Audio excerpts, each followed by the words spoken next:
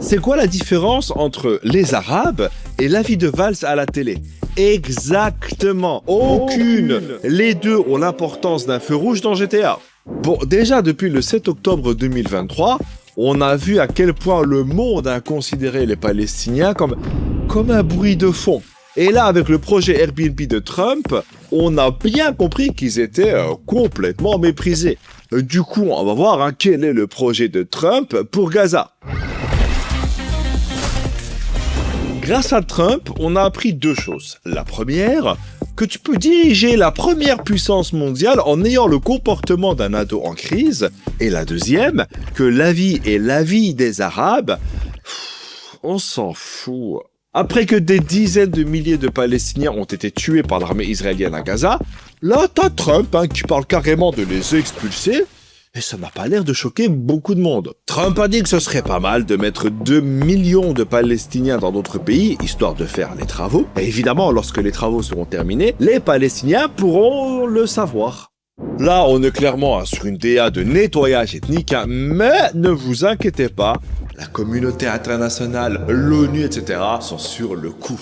Nous allons convoquer une réunion d'urgence. Ok, et après? C'est très simple. Une autre réunion. Ça fait 50 ans qu'ils organisent des réunions. L'ONU, c'est devenu un club de lecture. Et pour bien montrer que les Palestiniens, pour Trump et le monde, ne sont pas au même niveau que d'autres, Trump a dit qu'il faut que la Jordanie et l'Égypte les accueillent. Et quand je dis que Trump a dit, c'est pas qu'il a demandé, comme moi quand je vous demande de vous abonner à la chaîne, non. C'est genre, il les a prévenus, quoi. Évidemment, tout ça, ça fait kiffer Israël. T'as par exemple le ministre de la Défense israélien, Israël Katz, qui a validé l'idée et qui a demandé aux forces armées de bosser sur un plan pour faciliter le départ volontaire des Palestiniens de Gaza. Après, je me demande comment va se passer ce plan pour faciliter ces départs volontaires qui ne risquent pas d'être remplis de volonté. Et si vous voulez pas partir, ok, c'est votre droit, on ne vous obligera pas. Vous avez ma parole de ministre. Mais n'oubliez pas que dans 23 secondes, il y a une bombe qui va tomber juste ici. Donc prenez le temps de réfléchir.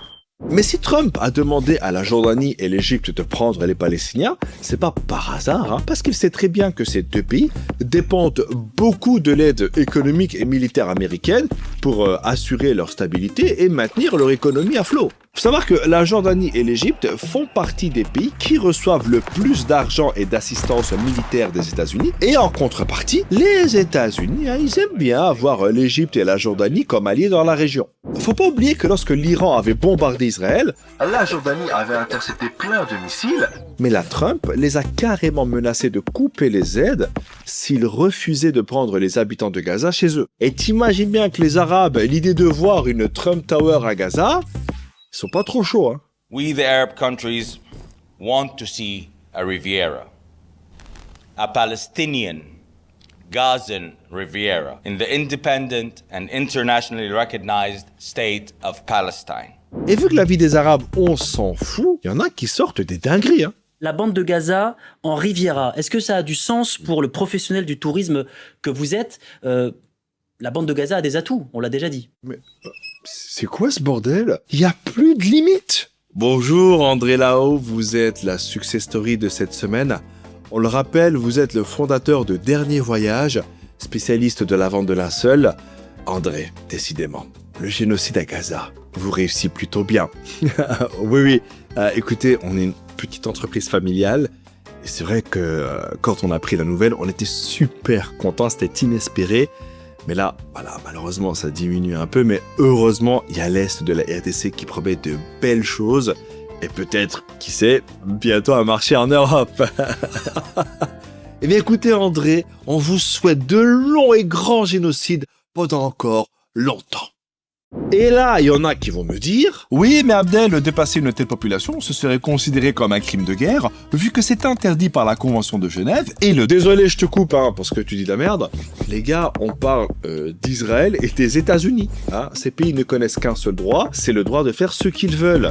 Netanyahou a violé le droit international en 4K 120 images par seconde pendant des mois et il n'a rien eu. Les États-Unis ont carrément pris des sanctions contre le procureur de la CPI parce qu'il a émis des mandats d'arrêt contre Netanyahou et Yoav Gallant. Cette histoire de droit, faut l'oublier. Il n'y a plus de droit. Il y a juste le droit du plus fort. Donc, si tu es étudiant en droit international, je te conseille de t'orienter vers autre chose parce que dans quelques années, ton diplôme aura autant de pouvoir qu'un brevet piscine. Du coup, avec tout ça, j'ai une question. Que pensez-vous du plan de Trump pour Gaza? Vous mettez ça en commentaire et on se donne rendez-vous la semaine prochaine.